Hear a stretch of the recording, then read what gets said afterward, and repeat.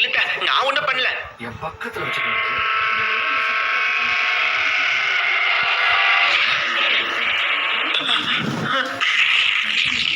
இவ கண்ணு பார்க்க அப்படியே அம்மாத மாதிரி இருக்கு.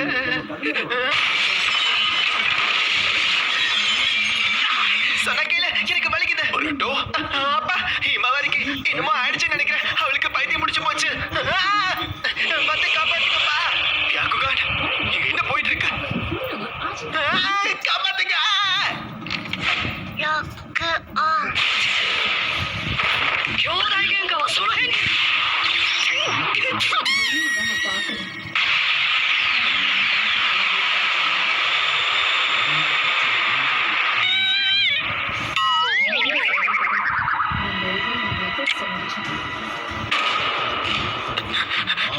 இவளுக்கு என்ன ஆச்சு?